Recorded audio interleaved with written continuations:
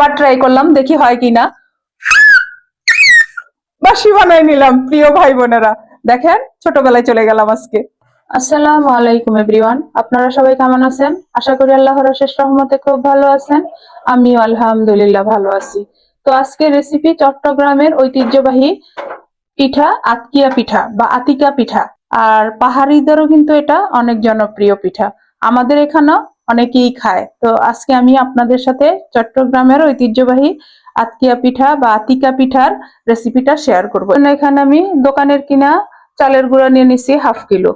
এই যে এখানে আমি 1 লিটার দুধ চুলায় বসাই দিছি। এখানে দিব আমি 3টা তেজপাতা, 4-5টা এলাচ, 1টা দারুচিনি।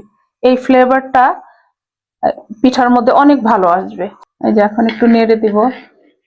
এই যে এখানে দিয়ে দিব পাটালি গুড়, দিয়ে গুড়টা এই দুধের সাথে ভালোভাবে গলাই নিব। পর্যায়ে দিব আমি 1টা নারিকেলের হাফ কোরানো। এটা এই যে কালো এটা নারিকেলের, যেহেতু মার্কেট থেকে কোড়ায় নিয়ে আসছে, এর জন্য এই যে কালো এটা রয়েই গেছে। তো আমাদের এখানে তো আর পাওয়া যায় না, গুড় পাওয়া যায় না, নারিকেল এরকমই কোড়ায় নিয়ে আসতে হয়। তারপরও অত একটা বাংলাদেশের মতো ভালো না। আর এই পিঠাটা চিটাঙ্গের এক ভাবির হাতে খাইছি, মানে সেই থেকে আমি এটার প্রেমে পড়ে গেছি।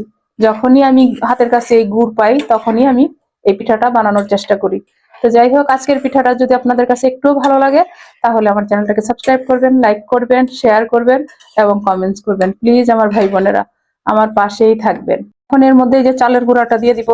আর এই পিঠাটা বানানোর সময় আপনারা যদি এইরকম দুধের মধ্যে চালটাকে সিদ্ধ করে নেন, সেই পিঠাটা খাওয়ার মজাই আলাদা হয়, টেস্টিও হয়, আর একেবারে সফট পিঠাটা থাকে, অনেক দিন পর্যন্ত রেখে খাওয়া যায়।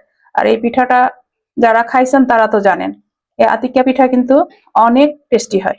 আর একটা জিনিস, এই পিঠার বানানোর কথা যখনই মনে আসছে বা মাথায় আসছে, তখনই ভাবির কথা মনে আসতেছে। ভাবি এখানে আর থাকে না, উনি বাংলাদেশে চলে গেছেন, চিটাঙে আছে এখন। তো ওই ভাবির কথা ভাবতে ভাবতে এখানে কিন্তু একটা ভুল করে ফেলেছি, সেটা হলো লবণ দেইনি।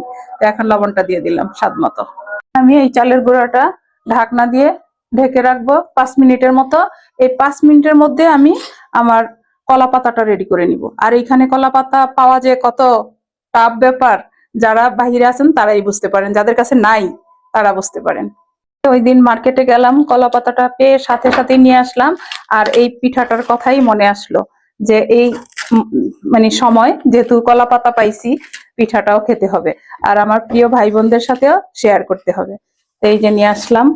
এখন কলা পাতাটাকে আমি সাইজ মতো কেটে নিব, তারপর ধুয়ে পরিষ্কার করে নিব। এভাবে কেটে নিতেছি। এই যে কলা পাতাগুলা ধুয়ে তারপর এইভাবে সাইজ মতো ছিঁড়ে নিলাম। আর এই কলা পাতা আমরা হাতের কাছে যখনই পেতাম, কার কার ছোটবেলার কথা মনে আছে, এইরকম বাসি বানাতাম। তো এখন দেখি বানাতে পারি কিনা, কারণ অনেক বছর তো হয়ে গেছে, তাই না? এই এতগুলো বছর পার হওয়ার পরে তার সম্ভব না মনে হয়। বাসি বানাই নিলাম প্রিয় ভাই বোনেরা। দেখেন, ছোটবেলায় চলে গেলাম আজকে। তো প্লিজ আপনারা এরকম বাচ্চাদের সাথে শেয়ার করেন। আমার মেয়ে দেখে তো অবাক যে এটা তো বাসি হয় কি করে। আবার একটু বাজাই। তো রান্নার মাঝখানে একটু যোগ করলাম আপনাদের সাথে। তো যাই হোক, এই পাতাগুলো সাইডে রেখে প্রথমে আমি আমার ডোটা রেডি করে নিব। এই যে এখন এই বোর্ডের মধ্যে ঢেলে ডোটা রেডি করবো। আর এইখানে এই যে তেজপাতা, দারুচিনি, এলাচ এগুলি উঠায় ফেলে দিব। এখনই কিন্তু অনেক সুন্দর একটা ফ্লেভার চলে আসছে। হাফ ঢেলে নিলাম আর বাকিটা আবার ঢেকে রাখবো। আর এইদিকে এটা এখনো তো গরম, আস্তে আস্তে মথে নিব। আর এই যে মাশাআল্লাহ, এই যে এলাচ ফেলে দিব, উঠায় এই যে সাইডে রেখে দিব। এই কাজটা একটু গরম থাকতেই করতে হবে। মাখানোটা হয়ে গেল। মাশাআল্লাহ, এত সুন্দর ফ্লেভার। আমার মেয়ে কিন্তু এখান থেকে নিয়ে খাওয়া শুরু করে দিছে। দুধ, এলাচ, তেজপাতা সবকিছু মিলাইয়া এখন আমি এই যে পিঠাগুলা বানানো শুরু করব। তো আমার এই হাতটাও ধোয়া আছে, এখন আমার 2টা হাতেই ব্যবহার করতে হবে। এই যে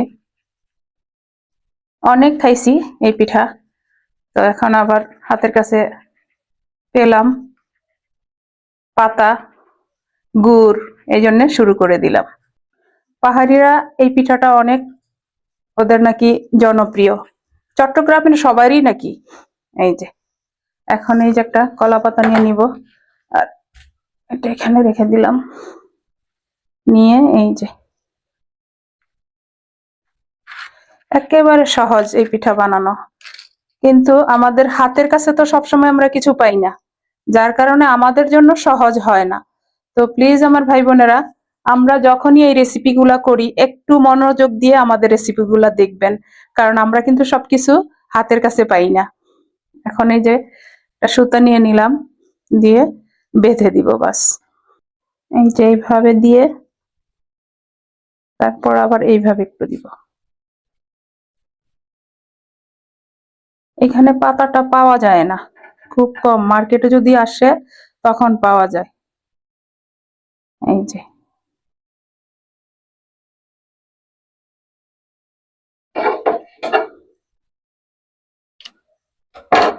এই যে হয়ে গেল একটা পিঠা বানানো। এইভাবে আমি বাকিগুলা বানায় আবার আমি আপনাদের সাথে শেয়ার করতেছি।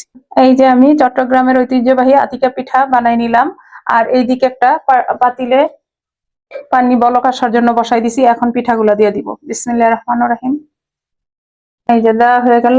এখন আমি ঢাকনাটা দিয়ে 30 মিনিট এটাকে সিদ্ধ করে নিব। তো প্লিজ আমার ভাই বোনেরা 30 মিনিট আমার সাথেই থাকেন। যে আমি 30 মিনিট সিদ্ধ করে নিলাম। মাশাআল্লাহ, অনেক সুন্দর একটা ফ্লেভার চলে আসছে। কলা পাতার, পিঠার যে দুধ, সবকিছুর সেন্ট অনেক সুন্দর আসতেছে। তো প্লিজ আপনারা বাসায় বানাবেন, খাবেন, তখনই বুঝতে পারবেন এটার সেন্ট। তো এখন আমি এটাকে একটা ঝাঁঝরিতে নামাই নিব, নামায়া সোজাসুজি সার্ভ করার জন্য চলে যাব। এই যে পিঠাগুলো আমি নামাই নিলাম। এখন আমি কেটে আপনাদের সাথে শেয়ার করব। চট্টগ্রামের ঐতিহ্যবাহী আতিকা পিঠা বা পাহাড়িদের জনপ্রিয় আতিকা পিঠা। এই যে দেখেন, মাশাআল্লাহ। এইভাবে সবগুলা খুলে নিব, প্রথমে খুলে তারপর সার্ভ করব। এই যে দেখেন আমার প্রিয় ভাই বোনেরা, সবগুলা পিঠা আমি খুলে নিলাম। এখন এই যে প্লেটে সার্ভ করে নিব। এই যে সার্ভ করে নিলাম। যেহেতু আমরা কলা পাতায় পিঠাটা বানাইছি, তার জন্য আমি কলা পাতার একটা প্লেটে সার্ভ করে নিলাম। তো প্লিজ আমার ভাই বোনেরা, কেমন হইলো অবশ্যই আমাকে জানাবেন। তো যাই হোক, প্রবাসে বসে কলা পাতা পেলাম, গুড় পেলাম, সাথে সাথেই চট্টগ্রামের ঐতিহ্যবাহী আতকিয়া পিঠা বা আতিকা পিঠা বা পাহাড়িদের জনপ্রিয় পিঠা বানিয়ে নিলাম। তো আজকে আমার এই পিঠা বানানো শেষ হয়ে গেল। আমি আপনাদের কাছ থেকে বিদায় নিব, আবার নতুন কোনো রেসিপি নিয়ে আসবো। আল্লাহ হাফেজ।